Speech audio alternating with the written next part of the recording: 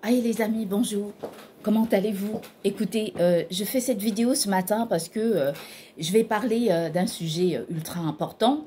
Il s'agit en effet de la guerre, des discussions qui se tiennent actuellement aux États-Unis d'Amérique avec entre le président Trump et, et le président Macron, en fait. Alors, si je fais cette vidéo, excusez-moi, je vais ranger. Je vais mieux ranger parce que j'ai l'impression, voilà, c'est mieux. Alors, si je fais cette vidéo, c'est vraiment parce que j'hallucine qu'une guerre, qu'un conflit tel que celui-là, entre la Russie et l'Ukraine, ait duré 3 ans. 3 ans, d'ailleurs, si vous vous souvenez un peu, tout le monde a suivi la guerre au début, l'horreur de la guerre. C'est l'Ukraine qui refusait les pourparlers. On avait beau insister sur les réseaux sociaux, j'avais joint ma voix à celle de tous ceux et celles qui ne voulaient pas absolument de cette guerre. J'avais protesté contre cette guerre. J'ai tellement parlé de cette guerre. J'avais également écrit toutes les pensées divines que j'avais venant de cette guerre. Mais rassurez-vous que j'ai pas été écoutée. Je n'ai pas été écoutée. Nous avons vu l'horreur qui s'est passée en Ukraine et en Russie. Des corps qui jonchaient les rues. Des gens qui faisaient du vélo comme ça et qui traversaient des morts sur les rues. Mais c'est quoi ce massacre? Moi j'ai été écœurée. C'est l'écœurement parce que à un moment donné, il y en a eu marre de voir les maisons bombardées, les peuples décimés, les déplacés, des gens, des familles. Moi, je dis aux gens qui soutiennent la guerre, je vais leur dire une chose. Vous savez, quand vous voyez une famille, pour vous, ce sont des éléments de production. Mais pour les familles, ce sont des êtres très, très, très importants. Je vous donne la raison. C'est que, imaginez-vous que quand vous voyez une famille composée de quelques personnes, je ne sais pas, allez compter au nombre que vous voulez, à partir même du premier enfant jusqu'au nombre d'enfants que vous voulez, vous réalisez tous les efforts qu'ont fait ces familles pour réussir à construire pour réussir à construire leur petit monde. Ce sont des années de sacrifices, des années et des années de dur labeur. Tout le monde n'est pas riche, tout le monde n'est pas fortuné. Il y a des familles dans ce monde qui sont tout à fait, qui conduisent leur peuple, leur petite famille, pas à la mort, mais à la vie. Donc, ce que vous voulez me dire là, c'est qu'en fait, on ne dit pas simplement la guerre s'arrête et c'est tout, aussi bien du côté russe que du côté ukrainien. Qu'est-ce qu'on a dit? On avait dit dès le début, arrêtez avec ce massacre. Imaginez toutes les dépenses qui ont été faites avec cette guerre, mais les dépenses sont colossales. On ne peut même pas imaginer l'impact. Quand on sait qu'aujourd'hui, nous-mêmes en Europe, on n'arrive même pas, c'est-à-dire que tous nos problèmes ne sont pas gérés. On dira encore que je parle de moi. Naturellement, je parle de moi. Ça fait des années que j'hurle, que je crie. J'ai besoin d'un travail. Sur toute l'aide, moi en tant qu'Européenne, sur toute l'aide qu'on a donnée à l'Ukraine, il aurait suffi de me donner 1 million d'euros pour que je lance une affaire.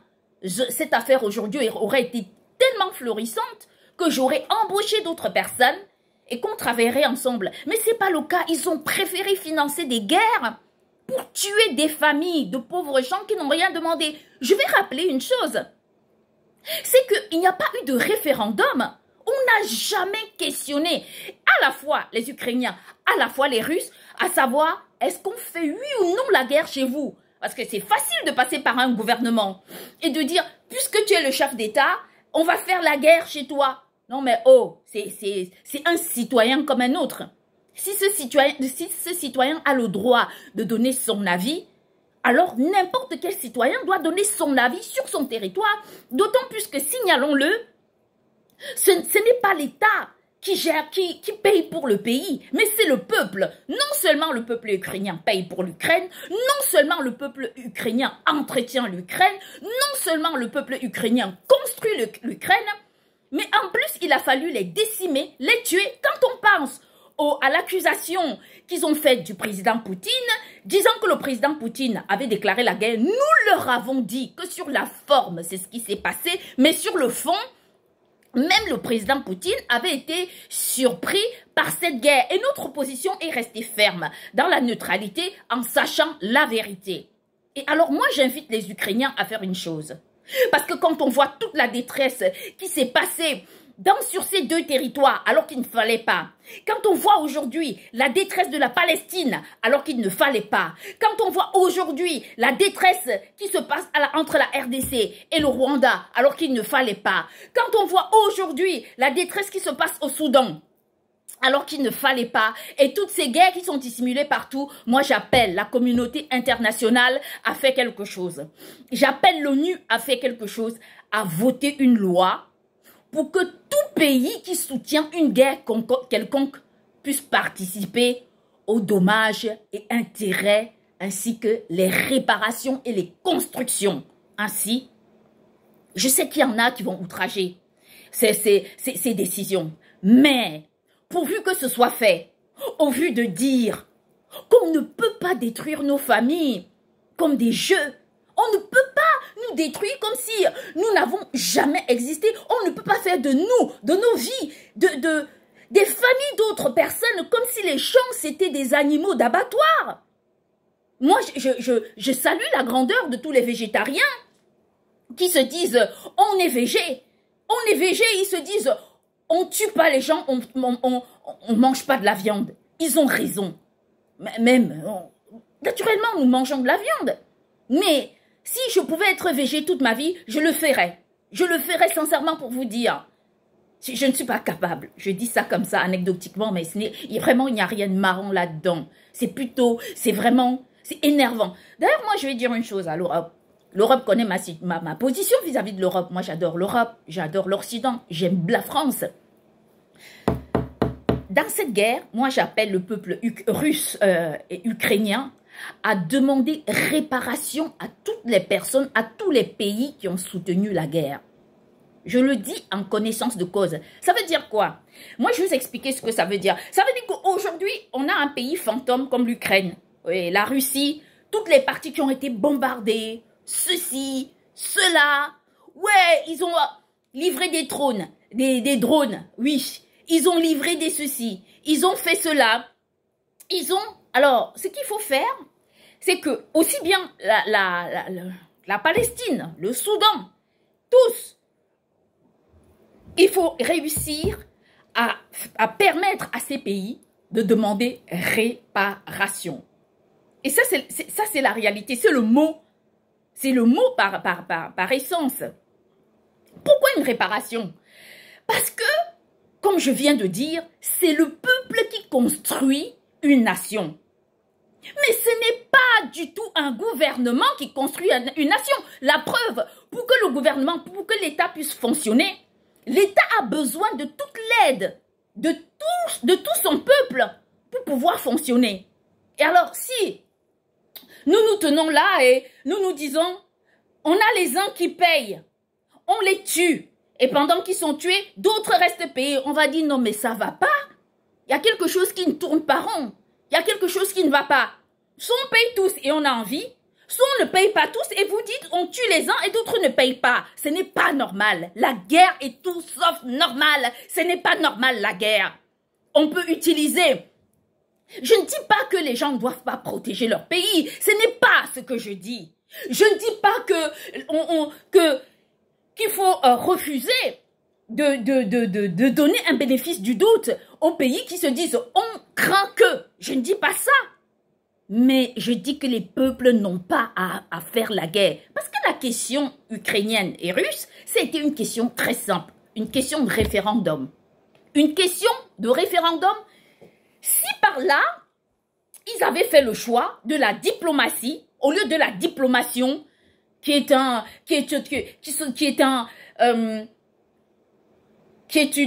rouage, je pense que c'est l'article convenant, qui est un rouage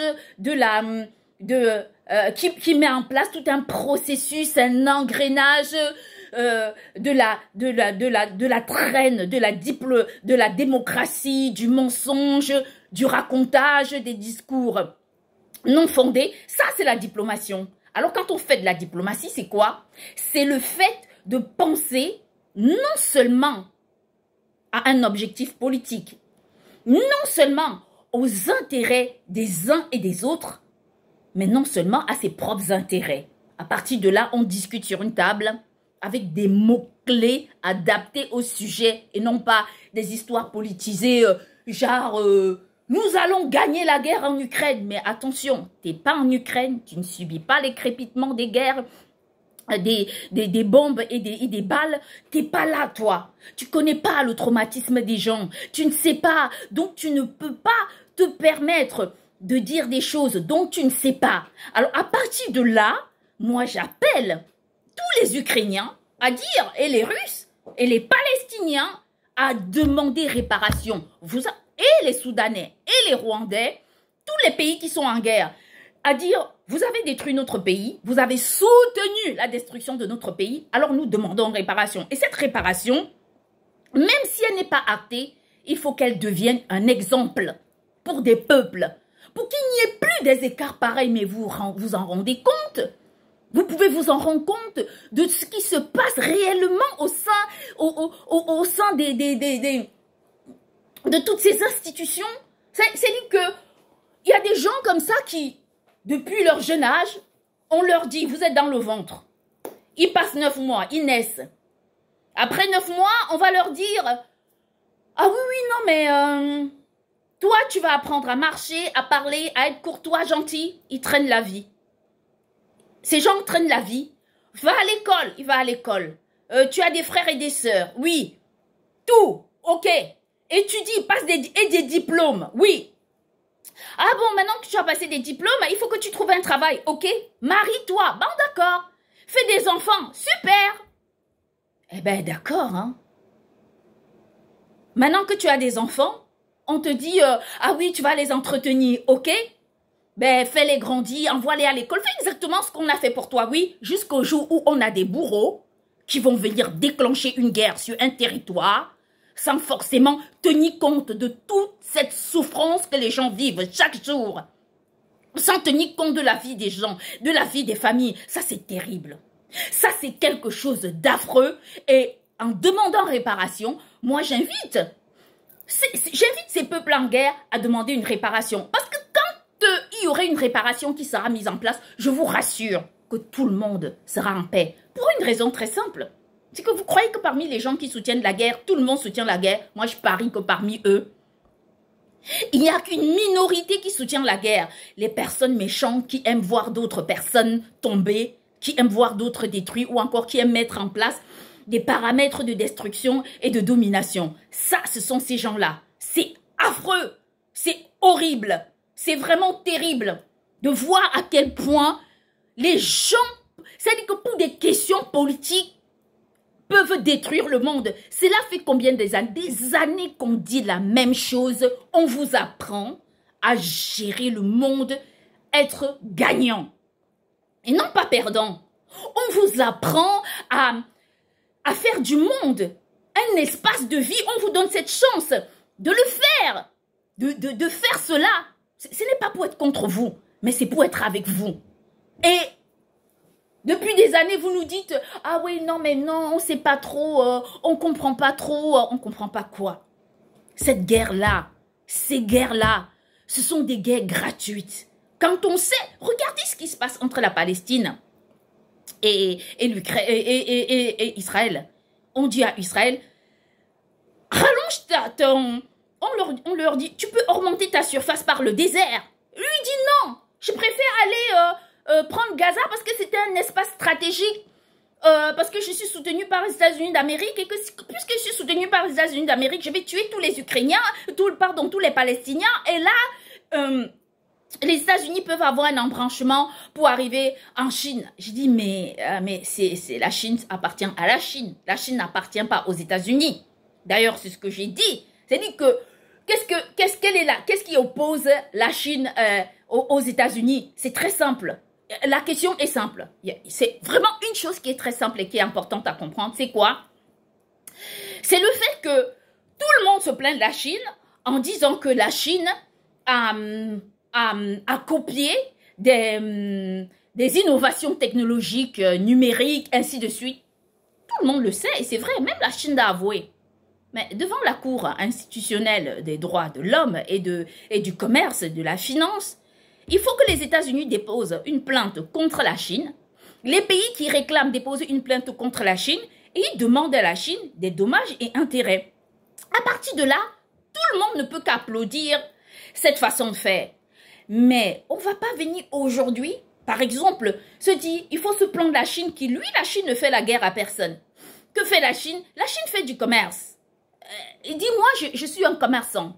Je veux gagner de l'argent. À partir du moment où je gagne cet argent, ça me convient. Je veux avoir une position de leader en gagnant de l'argent.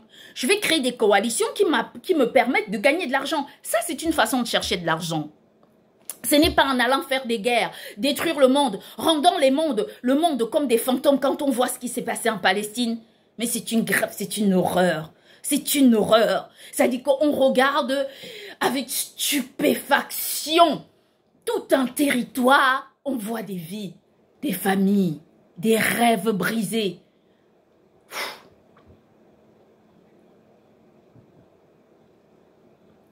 Et on se dit, soyez moins insensibles.